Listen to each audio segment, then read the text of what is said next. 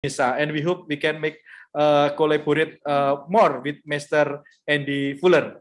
Okay, because actually Andy Fuller come from Australia, and sometimes Mr. Andy Fuller come to Indonesia, and most especially to Yogyakarta.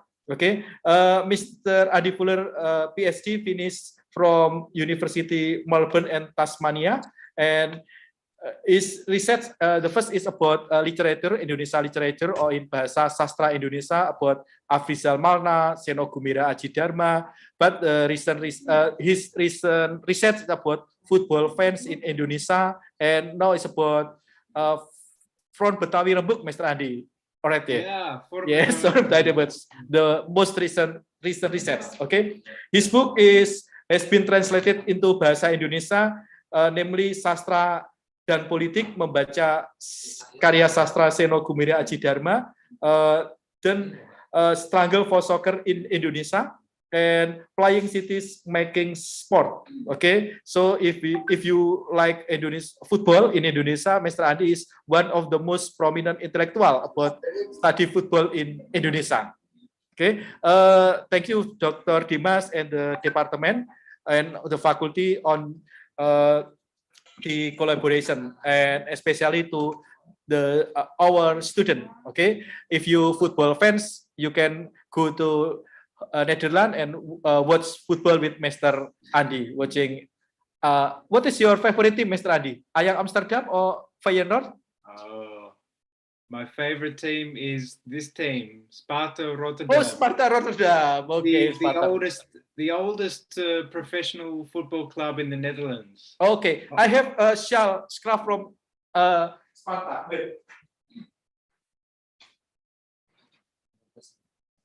Okay, from Ajax, but because you are from Spartak, I will use Spartak Rotterdam. Absolutely. Red and white. Okay, but I would like to invite Mr. Dimas Bagus for opening speech. Time is yours, Mr. Dimas Bagus. Please give a bit opening speech for us. Okay, thank you, Pak Jun, for the great introductions. Okay, Bismillahirrahmanirrahim. Assalamualaikum warahmatullahi wabarakatuh.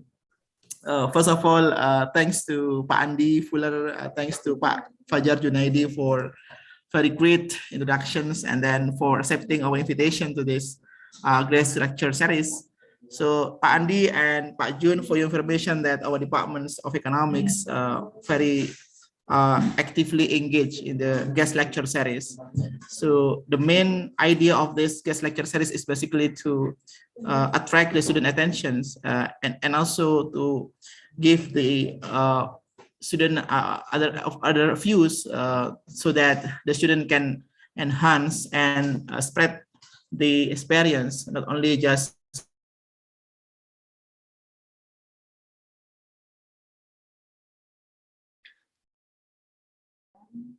Okay, Mr. Dimas Bagus is freeze now.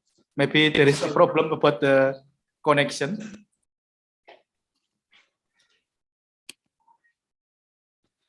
Okay, we are waiting for Mr. Dimas Bagus, but if the connection is still not stable, we can continue to Mr. Andy Fuller. Okay, actually, I call Mr. Andy Fuller Mas Andy because Mr. Andy is like Javanese when come to Yogyakarta. Okay, maybe there is a problem to Mr. Dimas Bagus connection because there is no. Halo Mas Dimas, sudah stabil koneksinya?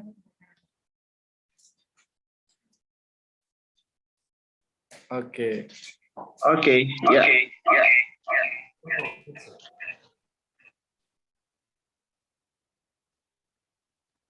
Okay, could I continue, Pak Jun? Okay, let's continue. Okay, I'm not sitting in the office, Pak Jun, but the signal is not that good. So I just want to thanks to the Mr. Andi and Mr. Jun for having this very great event. This event basically tries to give some experience to the student in particular, not only just giving them the knowledge about a particular issue, but also expanding the networks, particularly in the international arena. And the second one, we expect that from these lectures, the student can get some inspirations on how actually the way of teaching of the lectures in other universities around the globe. So far, Pak Jun and Mr. Andi, we have been arranging the guest lecture series for almost 20 times for this semester. And we do invite so many lectures around the globe based on the course that they are taking now. Because in our department right now, we have around 24 courses, not only just the core course, but also the tools, yeah, like such as Bahasa Indonesia, we have English course, yeah, Arabic course. So all of these courses are obliged to have a guest lecture series. Moreover, we are encouraging the student as well, the lectures in particular, to have reciprocal teaching course. So if it is possible, perhaps Mr. Andi could invite Pak Jun to teach one particular class in your course, Mr. Andi, at your university. So we have such reciprocal teaching programs. So hopefully our lecturers could have experience on how they share the knowledge in other universities. And last but not least, Mr. Andi and Pak Jun, we hope that this collaboration could be extended, not only just in the form of guest lectures, but also, as mentioned by Pak Jun just now, if you go to Indonesia, particularly in Jakarta, we do invite you to come to our university to give another guest lectures, and also perhaps join research or join publications, in particular in your area with Pak Jun in particular. I think that's all my humble introduction for this course. And thank you very much for, again, to Pak Andi and Pak Jun for arranging these very great events. And I hope the student that joining these events, you can explore the idea of the speaker, and you can ask questions, feedbacks, or maybe give comments, so that this discussion is very fruitful and also very enlightening. With that, thank you very much. Wassalamualaikum warahmatullahi wabarakatuh. Waalaikumsalam warahmatullahi wabarakatuh. Thank you, Mr. Dimas. So we will join with our main agenda for Mr. Andi presentation. To Mr. Andi Fuller or Pak Andi or Mas Andi, time is yours. You can present in English or blended in Bahasa, but any student of this class not just come from Indonesia, but majority come from Indonesia. Because we have international student too, Mr. Okay. Thank you very much. Terima kasih sekali Pak Dimas dan Pak Fajar Junaidi, temanku dari dulu. I think I've prepared this presentation in English, so I'm probably going to be using English for the presentation. What's important for me is that I speak for about 20 or so minutes, and then it would be great to have a discussion about the issues afterwards. So please give your comments in the chat or send a message to Fajar in the chat so that we can get some questions happening and a discussion afterwards. First of all, as an introduction, I'm currently working at Utrecht University, where I am doing work on non-state actors. My primary area of research is the Forum Betawi Rempel. Can you just hang on?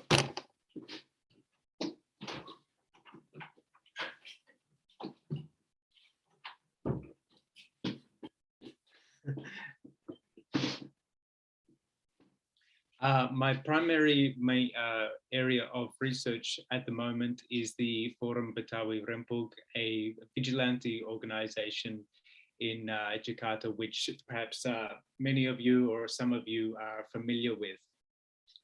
So I'm interested in the Forum Betawi Rempug because of the way religion is reshaping the urban cityscape of Jakarta.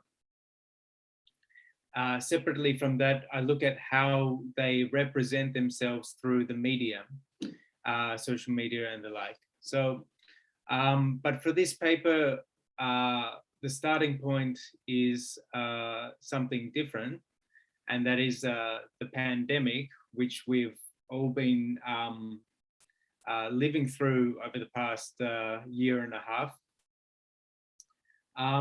So one of the questions this is a co-authored paper with Zaki Arobi from UGM, and my question was regarding the problem of access. As ethnographers, we need to get access to the field, but how can we do this during the pandemic when we are stuck and forbidden and prevented from traveling to Indonesia? So there is this problem of access, and closing the borders, which we've been subject to, is one of the global responses to the pandemic. And we are asking, to what degree has the pandemic enabled the re-emergence or the heavy-handedness of the state's role in shaping society?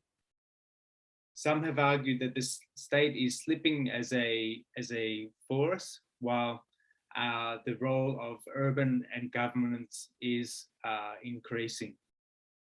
So we are interested in how the tensions between state governance and city governments is being played out. Second, we are looking at what the pandemic looks like in Jakarta, and here we see how the state, the city of Jakarta is shifting from a place of keramaian and moving towards having an atmosphere or ambience which is characterized by kesunyian. So the pandemic has presented dramatic shifts in what urban life looks like. These lockdowns that are common globally are basically a kind of policy which asymmetrically punishes the poor. Jakarta, despite being the center of Indonesian economic life, we also see that Jakarta has an incredibly intense and vibrant informal economy. I think some 70% of economic life in Jakarta is from the informal economy. And it is these workers who are in the informal economy who have basically been subject to the harsh policies of the lockdown, where they've been prevented from work.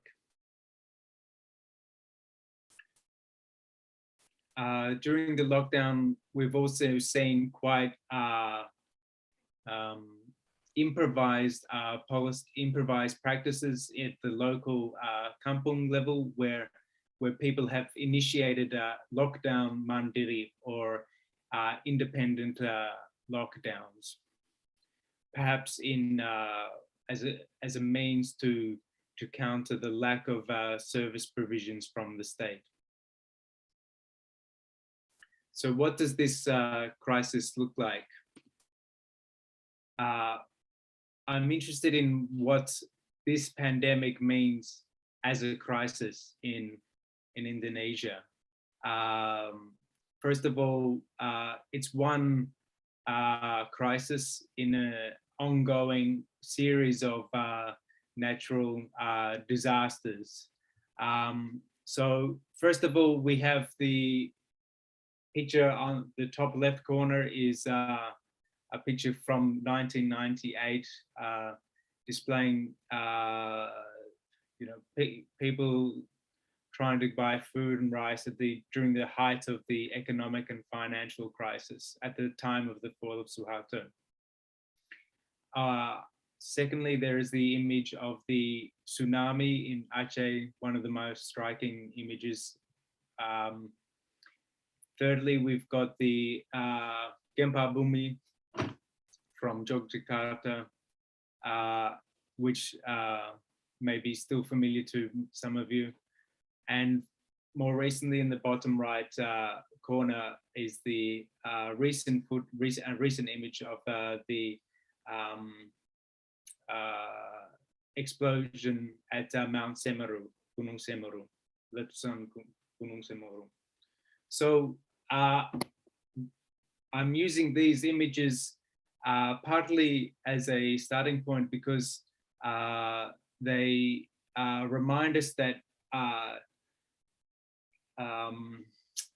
crises are ongoing and that this COVID pandemic is not something that is creating new circumstances. What we've seen throughout the last 20 or so years, particularly since the New Order, has been the ongoing emergence of non-state actors which fulfill roles that are left by the state. And this collaboration between the state and non-state actors is something that perhaps is becoming intensified during the pandemic.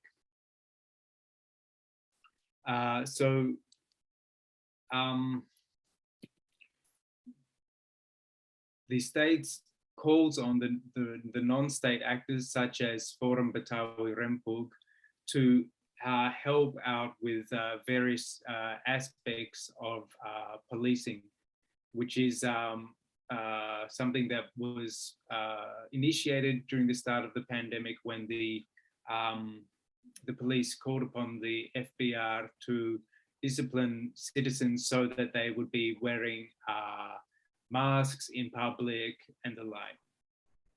And people were punished in a corporal manner, being forced to do push-ups and the like, and generally subject to various humiliating public bodily displays. So why this is interesting, because what we are seeing is a pluralized form of policing and disciplining practices in the public spheres of Jakarta. What has also been interesting is that the pandemic has enabled a logic where the Front Pembela Islam has been banned with the logic of breaking the COVID regulations. So as many of you know, Front Pembela Islam has long been critical of the Indonesian state, and although it has long been also a partner of the Indonesian police in closing down illegal, so-called illegal businesses. At the moment, more recently, the Front Pembela Islam has been banned owing to its, I guess, too transgressive criticism of the state, while also at the same time Habib Rizik becoming too much of a prominent figure in representing an alternative vision of what it means to be Muslim at the moment. So the reason why I'm interested in these new platforms such as Project Multatuli and Lapor COVID is because I have a curiosity about how crises enable new modes of communication, and how these activists mobilize new platforms in a time of crisis. So I want to introduce Project Multatuli. So this section is in Indonesian. I'm going to read a passage in Indonesian about what Project Multatuli is. Proyek Multatuli adalah sebuah inisiatif jurnalisme untuk melayani yang dipinggirkan demi mengawasi kekuasaan agar tidak ugal-ugalan. Kami melayani publik dengan mengangkat suara-suara yang dipinggirkan, komunitas-komunitas yang diabaikan, dan isu-isu mendasar yang disisihkan. I find this image on the front page of their website quite striking. For it situates it very much in a Jakartan urban space marked by significant infrastructural development. But although the founders of Proyek Multatuli are based in Jakarta, the website is very much national in its orientation, and it shifts an understanding of what Jakarta is, what Indonesia is, to highlighting the diversity of marginalized people throughout Indonesia. For example, this report on the top left is on the orphans of families who have died throughout the COVID.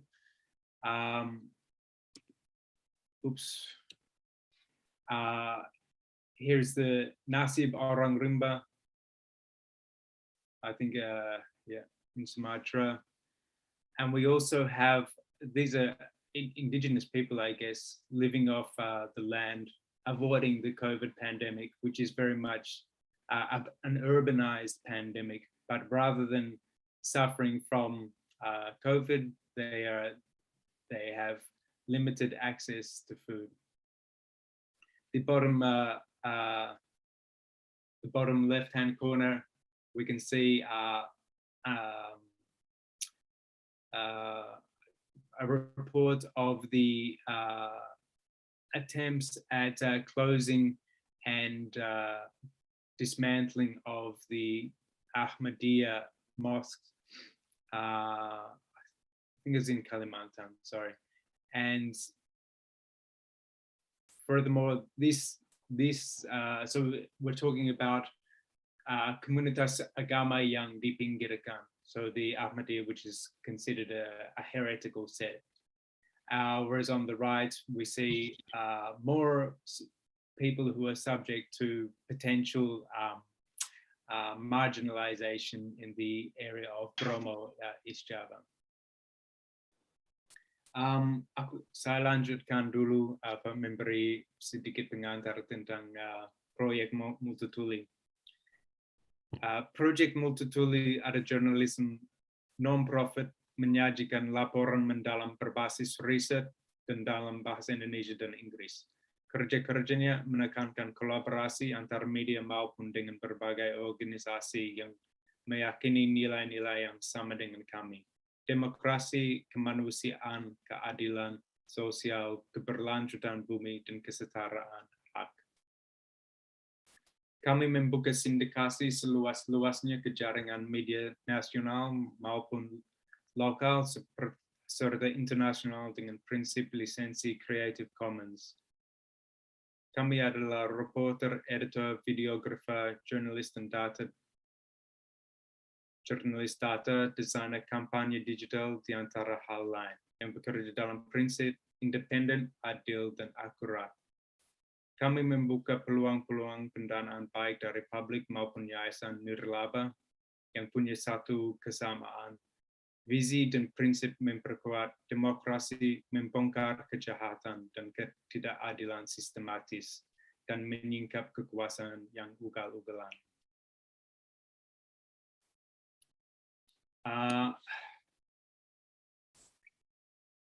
For this research, I've been interviewing Evi Mariani, who is a long-term journalist based in Jakarta.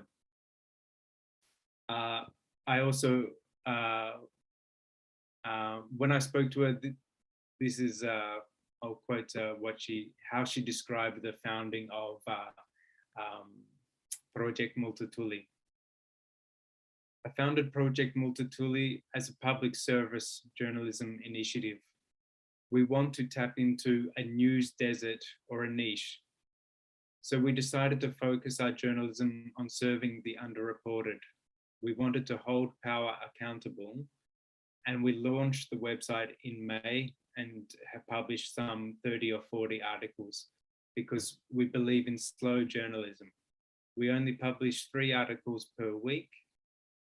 And we founded Project Multatuli because we see that the media industry in Indonesia has already been controlled predominantly by politically wired tycoons operating in a market-driven logic, like clickbait. These websites worship traffic so much that it takes a toll on quality journalism. And what we see is a kind of armchair journalism. These are viral articles are hogging the space right now. So we see that as a problem. So we want to disrupt the status quo in journalism. We don't want to follow a journalism that serves the elite more, which is male-centric and Jakarta-centric. So we want to veer away from that concept. I'm calling Project Multatuli as a disruption to the status quo in journalism. And Evie, responding to her father's death as a result of COVID, she wrote this piece. Duka ini tak tuntas, tulisan untuk kita yang kehilangan, I think, cara berduka. I can't read because my screen's covering it. So the next platform that's of interest for me is Lapor COVID, which is perhaps you have all used it or seen it or follow it actively on Instagram. So both Project Multatuli and Lapor COVID are 2 platforms which have emerged throughout the pandemic as becoming viable and valuable platforms which have emerged owing to the inadequate response of the state. In comparison to the say the Krismon of or the crisis politique of 1998 in the post-Reformasi era, we saw an uplifting of bans on censorship, whereas these in the current era, what we see is crowdsourced, independent media emerging because the mainstream media no longer satisfies the response to a pandemic. And so we have Jakarta-based intellectuals in this situation capitalizing on their networks and developing new platforms which to a large degree rely on crowdsourcing and input through social media and other means. So I will briefly give a introduction to Lapor COVID. Lapor COVID dibentuk oleh sekelompok individu yang memiliki perhatian terhadap hak asasi warga dan masalah kesehatan masyarakat terkait pandemi COVID-19. Koalisi ini dibentuk di awal Maret 2022 ketika kasus COVID-19 merebak dan ditemukan secara resmi. Lapor COVID membangun sebuah kanal laporan warga, citizen reporting platform, yang digunakan sebagai tempat berbagi informasi mengenai kejadian terkait COVID-19 yang ditemukan oleh warga. Namun selama ini luput dari jangkauan pemerintah. Menggunakan pendekatan crowdsourcing yang melibatkan partisipasi warga untuk turut terlibat dalam pencatatan angka COVID-19 dan pelaporan isu seputar COVID-19 di sekitarnya, menjadi jembatan pencatatan angka kejadian COVID-19 di tanah air. Lapor COVID-19 menjadi wadah untuk membantu pemerintah dan warga lain untuk mengetahui sebaran dan serta magnitude COVID-19 di Indonesia. Data yang terkumpul di kanal lapor COVID-19 menjadi masukan bagi pemerintah untuk merumuskan kebijakan dan langkah penanganan COVID-19 yang berdasarkan data di lapangan.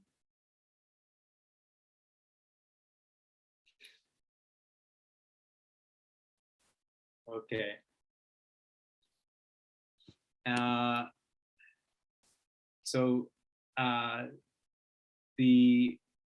I've got these slides point to the prevalence of the hoaxes that have been common throughout the pandemic, and the forums such as Lapor COVID presents an alternative to the mainstream news, which do not adequately combat the prevalence of hoax theories. And so what we see is their very precise and active activism, which is largely based on providing accurate data, and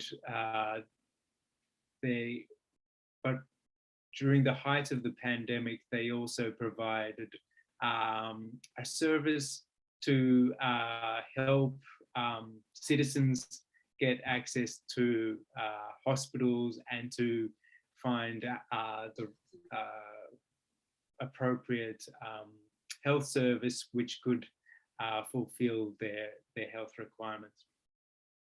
And so although it's Jakarta-centric, they also have a national perspective. So I have, for this paper we've been working on, we documented the stories of Evi Mariani and also the founder of Lapor COVID, whose name is Irma Hidayana, and she has become quite a public figure. So I will give you an introduction to her. Irma Hidayana, having successfully defended her PhD in New York in late 2019, was happy to be back home with her husband and son in the compact and architecturally designed house in a leafy suburb in South Jakarta. Irma's PhD looked at the role of the baby food industry and its role in maternal and infant health outcomes. Although far from being a medical doctor, let alone an epidemiologist, Irma was well acquainted with the strengths and weaknesses of Indonesia's health systems. Yet by February 2020, Irma recognized that something was going awry with her government's response to the emerging global COVID-19 pandemic. The first telltale sign was the denial that COVID was present in Indonesia, despite the modeling of epidemiologists indicating otherwise. Flippant statements from the senior government figures stating that COVID could be kept at bay through prayers and eating local foods became all the more galling when she heard stories amongst her friends and their networks of people getting seriously sick and developing COVID-like symptoms. She was recently released from the discipline and strictures of PhD life. Irma found herself armed with both the skill set and network for articulating an alternative response to the unfolding health crisis in Indonesia. Like so many other countries,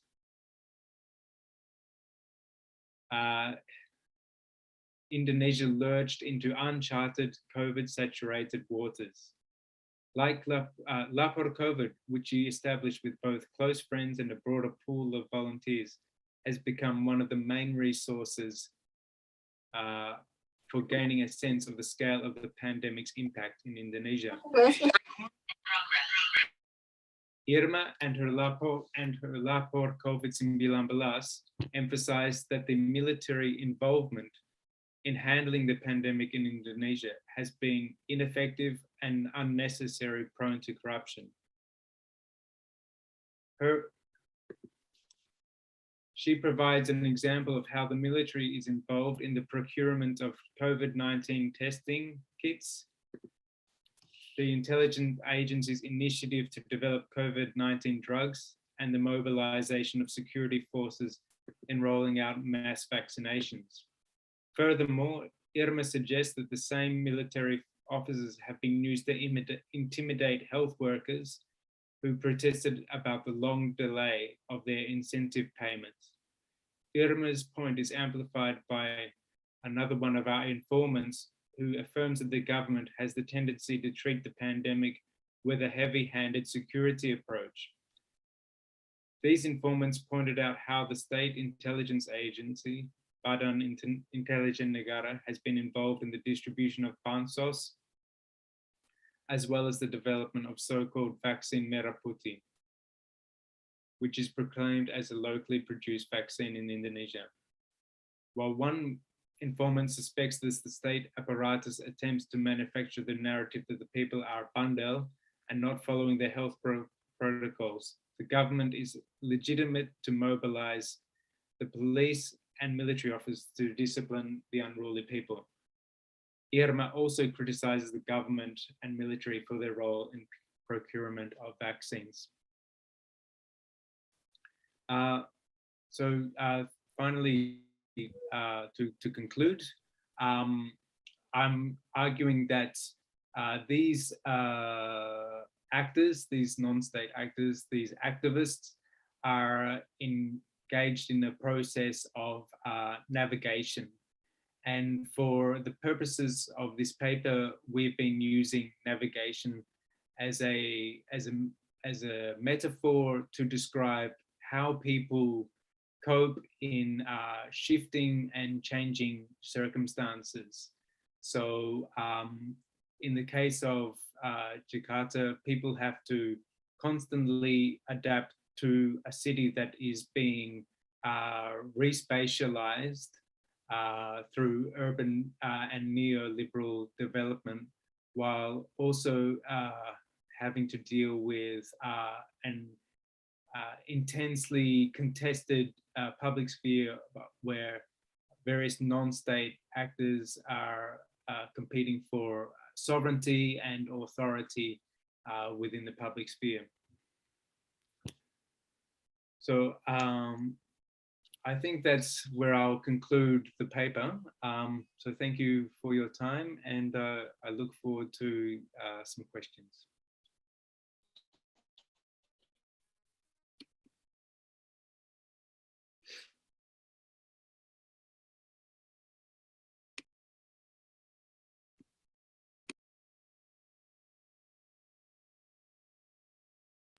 Mas Fajar. Sorry. I'm sorry. Okay. Suddenly my connection is low, but daily is become stable again. Okay. Thank you, Mas Andi Fuller, on the very interesting presentation about mediating pandemic. And Mas Andi is not in Indonesia, but his perspective is maybe deeper than us in Indonesia. Mr. Mas Andy Fuller can analyze about the phenomena mediating pandemic in Indonesia and new phenomena in Indonesia, namely collaborative journalism project Multatuli. Actually, in communication department of UMY, we invite Mbak Evi Mariani from project Multatuli, Mas Adi, for my class last month, gitu. And the student is very interesting because for student in communication department, in my department, the phenomenon of project Multatuli is something new in Indonesian journalism. Okay, we know that Mrs. Evi Mariani from and her friends and colleagues from Jakarta Post, Tirto, made very deep investigative reportage, investigative journalism about sexual harassment in campus. Okay, we open the second session of question and answer. Please raise your hand to ask question to Mr. Andi. You can ask in Bahasa or in English or blended, both of them.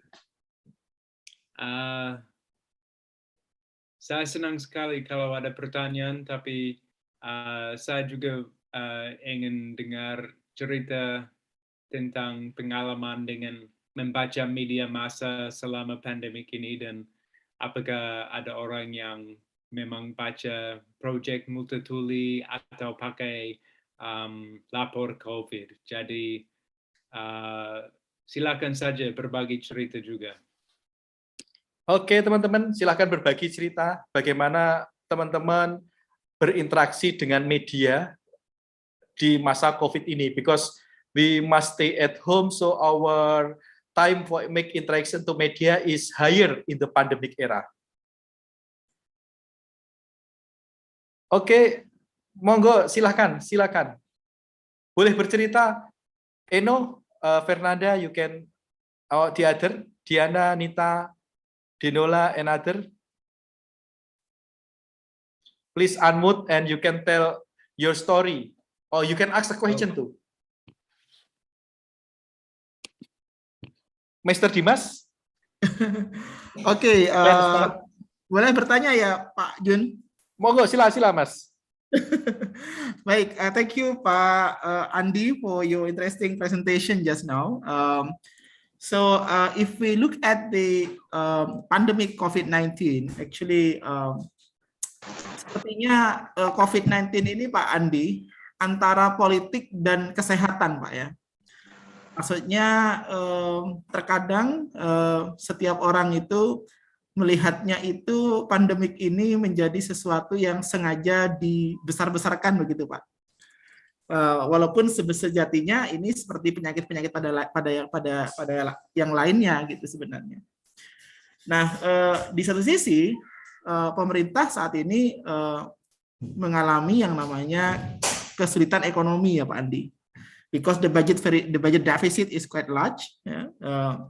Tapi di sisi lain pemerintah harus kemudian mengcover atau menghandle COVID-19 ini. Nah, sehingga pada akhirnya ada sebuah dilema Pak dalam konteks kebijakan negara itu antara kesehatan dengan ekonomi Pak Andi. Ketika government focus on health, so the government also must sacrifice the economy. And the way around, ketika ekonomi yang dikedepankan, maka kesehatannya menjadi sangat bahaya begitu Pak. Nah, saya ingin minta pandangan Pak Andi. I want to get your views about in terms of the policy ya, yang dilakukan oleh berbagai negara, khususnya di Jerman atau di negara Bapak sekarang berada, itu bagaimana komunikasi pemerintah ya dalam hal ini kepada rakyat melalui media ya, sehingga kemudian berita COVID ini memberikan sebuah respon yang bagus begitu Pak. Tidak malah kemudian malah memberikan stigma negatif for the public. So my question is how the role of the media in the midst of COVID-19 so that the media here could be mediating the information from the government to the public efficiently, effective, and indirect in the correct positions, Pak Andi, sehingga masyarakat ini lebih tenang begitu Pak, atau lebih objektif melihat pandemik ini Pak Andi. Saya ingin minta pandangan Pak Andi mungkin based on your views in terms of journalism Pak Andi. Thank you Pak Andi. Oke, thank you Dr. Dimas. Sila Mas Andi to give feedback. Ya, terima kasih sekali Pak Dimas buat pertanyaan yang cukup menarik itu. Jadi saya lagi di Belanda dan sejak nyaris 1 tahun yang lalu, 40 minggu lalu di Belanda tidak ada pemerintahan yang jelas. Pemerintah baru dibentuk sekarang dengan koalisi baru bulan ini. Jadi proses untuk pilih koalisi itu berlangsung lama sekali, nyaris 1 tahun, 40 minggu. Jadi selama ini si Mark Rutte dan Hugo de Jong, mereka hanya bertindak sebagai acting Prime Minister dan acting Health Minister. Tapi yang kami bisa lihat di Belanda, kondisi politiknya sangat stabil. Jadi walaupun tidak ada pemerintahan yang selesai dibentuk, semua administrasi kenegaraan dan situasi sosial itu stabil sekali. Karena ekonominya di Belanda itu sangat kuat. Jadi ekonominya di Belanda bisa bertahan guncangan dari pandemi. Apalagi di Belanda ada praktik namanya polder system. Terus polder system itu memberi suara kepada semua orang. Jadi selama ini proses untuk menangani pandemik itu sangat lambat. Dan misalnya yang kita lihat di Indonesia atau di negara lain atau di Australia, kami bisa melihat kuatnya keputusan dari beberapa pemimpin. Misalnya langsung melaksanakan lockdown tanpa konsultasi dulu dengan berbagai macam partai atau various stakeholders, ya. Tapi yang kita lihat di Belanda itu lockdown-nya ringan sekali. Bagiku itu lockdown di sini tidak terasa. Dan orang juga tidak mau diatur oleh kebijakan lockdown. Orang mau bertahan terus dengan kehidupan yang biasa, ya. Tapi jumlah kasus COVID di sini sangat tinggi.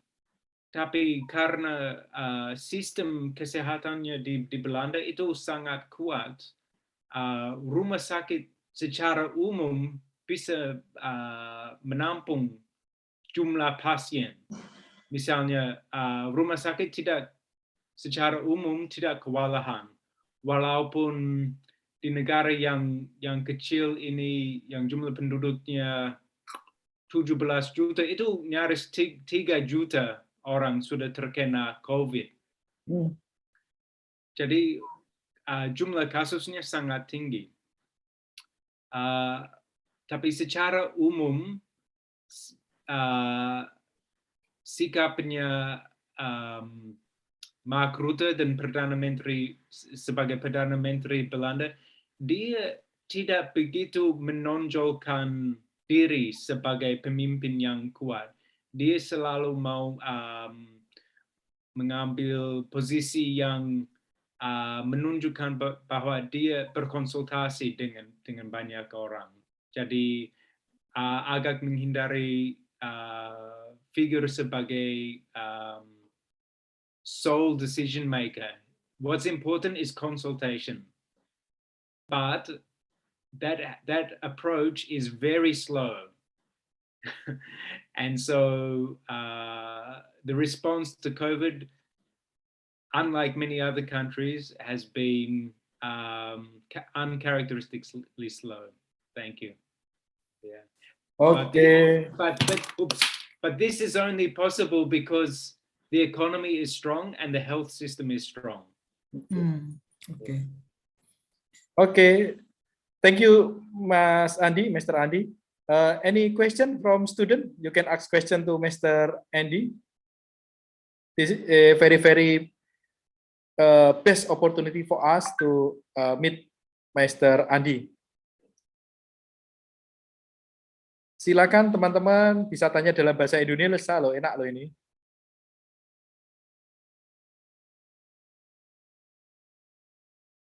Siapa tahu teman-teman ada yang ke Belanda nanti. Amin, amin.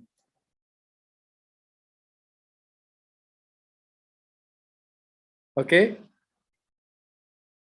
Monggo silahkan, berbagi pengalamannya boleh juga. Any question? Oke, Mbak Nita, time is yours. Oke, terima kasih kepada Bapak Fajar Junaidi. Di sini saya sepertinya sedikit sharing aja ya. Di masa pandemi tahun lalu yang mungkin itu dirasakan oleh semua orang kan. Jadi di masa pandemi ini saya mungkin dan beberapa teman-teman semua juga merasakan ya begitu dahsyatnya gitu COVID-19 gitu. Padahal ya seperti yang kita tahu itu hanya yang kecil mungkin ya, tapi bisa membuat dunia ini semuanya menjadi gempar gitu kan. Kemudian saya juga sedikit sharing kepada Pak Andi terkait dengan data, Pak. Biasanya kan kita kayak bertolak belakang gitu kan. Misalnya antara data yang kita temukan di platform digital mana dengan yang lainnya gitu. Maksudnya ada perbedaan gitu kan. Nah, ini kan juga membuat kita juga semakin resah gitu kan adanya pandemi COVID ini. Jadi seperti itu sih, maksudnya kalau misalnya dari Bapak sendiri gitu, bagaimana sih kita sebagai masyarakat gitu dalam menyikapi hal itu gitu kan. Seperti itu, Pak. Terima kasih. Oke, sila Mas Andi. Thank you, Mbak Nita.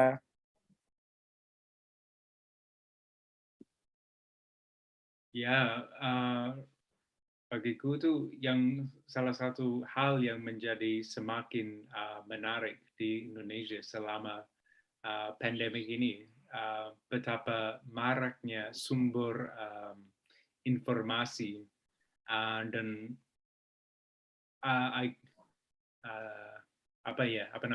pluralitas sumber authority. Jadi yang kita bisa melihat dari multituli dan bernavigasi menentukan jalan di antara begitu banyak sudut pandangan. Jadi I'm interested in which how people give different credibility and authority to a range of sources. But throughout the pandemic, I think we have also seen how strong many Islamic organizations or religious organizations have played a role in collaborating or following the government's perspective on COVID protocols and COVID policy. What we have also seen diverge is that within the government, people will clearly offer diverging perspectives, perhaps as a means for their own financial benefit or immediate political gains. Yeah. So begitulah jawaban. Oke. Terima kasih Mas Andi, Mbak Nita juga. Sila, the other student, if you have still any question or any feedback, you can share too about your experience, especially how you relate to media in the pandemic era.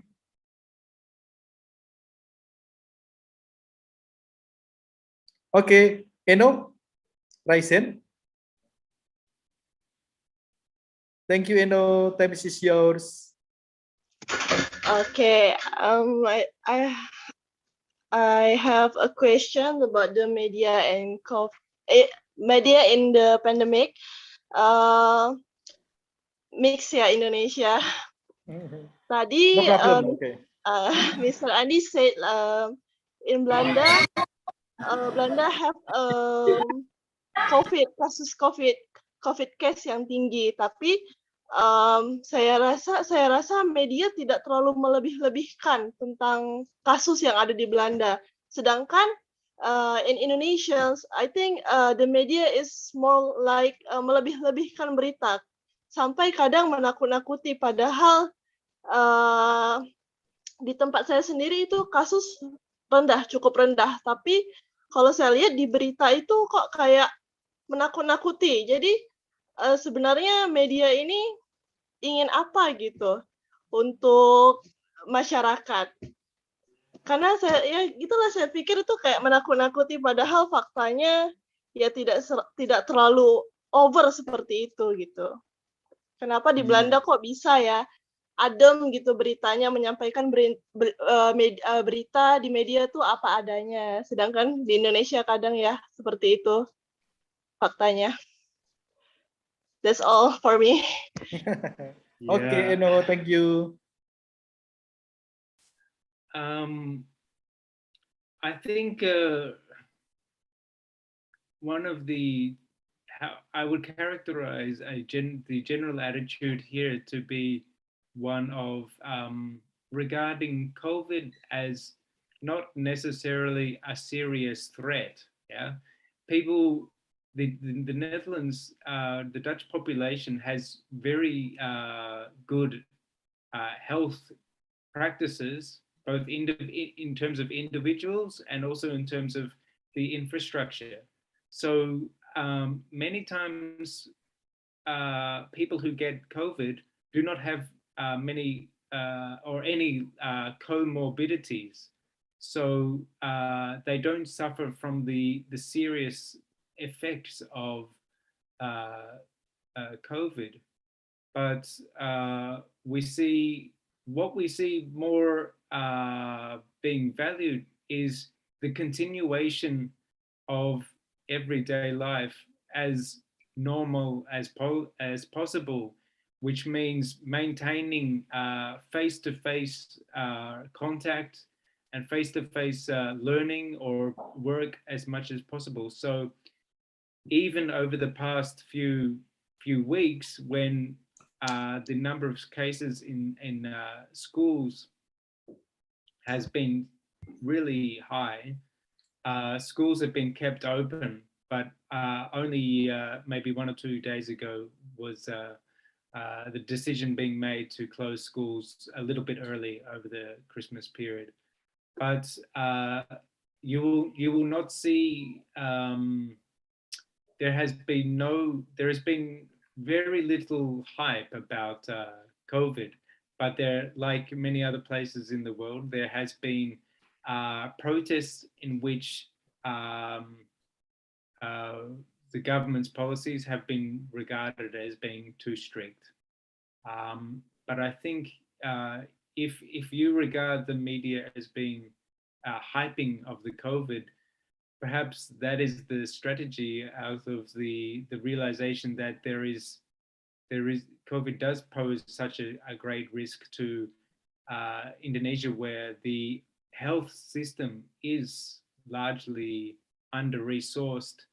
And as Lapor COVID has shown, there have been so many health workers in Indonesia who have died throughout the pandemic. So the ratio of patients to health workers is growing. Yeah. Thank you.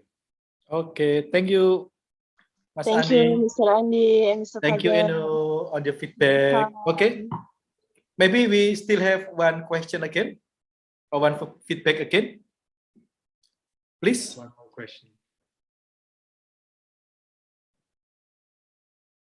Saya baru sadar ini siaran langsung.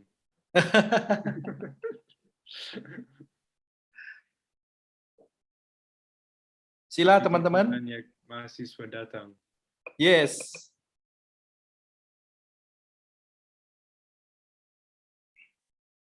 Sila teman-teman.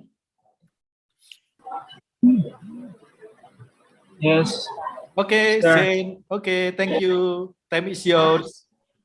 Yes. Saya tidak bisa melihat. I want to any question.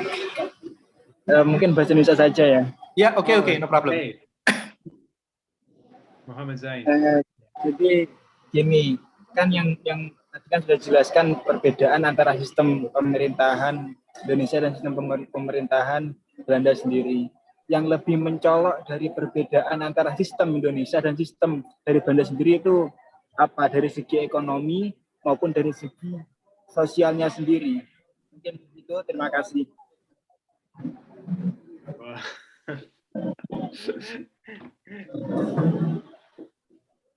Waduh, sulit sekali saya memberi jawaban yang singkat ya. Sebetulnya ada juga banyak kesamaan dalam hal konsultasi. Kami bisa melihat di Indonesia sistemnya atau prinsipnya musyawarah dan mufakat ya. Dan kita bisa melihat di Indonesia bagaimana ada sistem pemerintahan lokal mulai dari RT, RW sampai ke tingkatan nasional. Tapi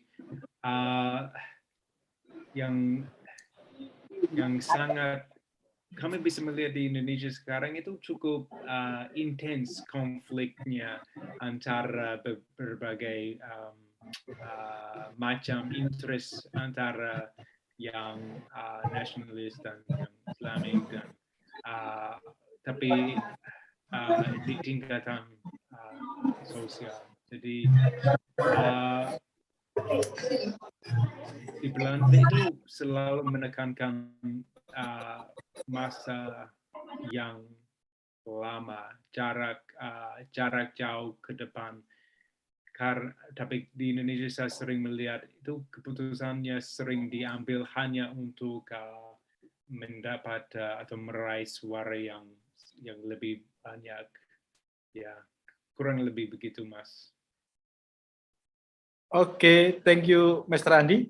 Still any question or any feedback? I share you any article from Mr. Andy, okay, about in football, but his recent research is about Forum Betawi Rembuk. It's very, very interesting. Mr. Andi presented his recent research in Yogyakarta Communication Conference. Is right, Mr. Andi? In the early years. Okay. Yeah. We hope today is a part of our collaboration, and we hope we can make a more collaboration with Mr. Andi in Utrecht University, and we hope our student can follow your success to become postdoctoral in Utrecht University. Amin, amin. Gitu. Jadi teman-teman, in bahasa, semoga teman-teman bisa mengikuti jejak Mas Andi sampai postdoktoral di Utrecht. Tapi sebelum kita tutup, saya mau tanya ke Mas Andi, mungkin bisa diceritakan kepada teman-teman. I hope you can tell maybe only 5 minutes about your academic experience. Karena Mas Andi ini sebelumnya juga di Melbourne University, di pusat studi, kemudian di mana Mas Andi? Tasmania juga, to give inspiration to our student, Mas Andi, to think globally, because the slogan of UMY is muda mendunia, young and global. Gimana ya? Pokoknya dalam trajectory atau pengalaman saya sebagai peneliti itu kadang-kadang sedikit harus mengejar kesempatan kemanapun. Jadi walaupun ya untuk sementara kalian ada di Jogja, saya berharap kalian semua tuh melihat ke negara lain untuk cari kesempatan untuk meneruskan perjalananmu sebagai peneliti muda. Jadi mungkin bisa ke negara seberang seperti Malaysia atau Singapura, tapi jangan lupa juga pergi cari kesempatan atau beasiswa ke Australia atau Belanda atau Jerman atau Eropa secara umum. Yang penting mengerjakan penelitian yang paling menarik bagimu. Kalau belum diteliti tidak apa-apa, atau kalau ada profesor yang keras kepala, kalian harus bekerja untuk meyakini profesormu bahwa apa yang kamu teliti itu sangat penting dan mendesak, dan dikerjakan sebaik-baiknya. Saya sendiri kadang-kadang mengubah fokus saya sebagai peneliti, tapi yang selalu muncul dan hadir dalam penelitianku itu budaya urban.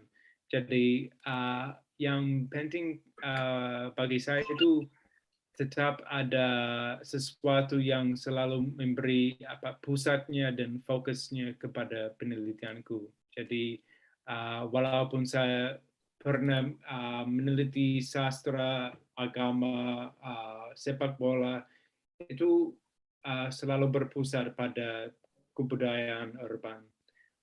Dan ya, seperti Mas Fajar sudah bilang, aku pernah di Tasmania, Melbourne, Jogja, Jakarta, dan sekarang di Belanda. Tapi kita sebagai peneliti harus maju terus dan cari kesempatan. Itu saja. Oke. Kapan Mas Andi mau ke Jogja? When will you to Yogyakarta? We will invite you to our campus. Saya berharap tahun depan. Oke. Karena tapi belum ada kesempatan karena tidak semua warga negara asing boleh masuk ke Indonesia. Yes. Masih tutup. Sebagai turis belum boleh juga, apalagi sebagai peneliti. Oke, thank you so much. Pintunya terbuka. Terima kasih Mas Andi, Dr. Dimas, dan teman-teman semua. Thank you so much for your attending. Let's we close our very interesting quiz lecture with say Alhamdulillah. Alhamdulillah. Okay, before we close officially, let's we take a picture together. Please open your camera and you can take picture from your handphone too. Okay?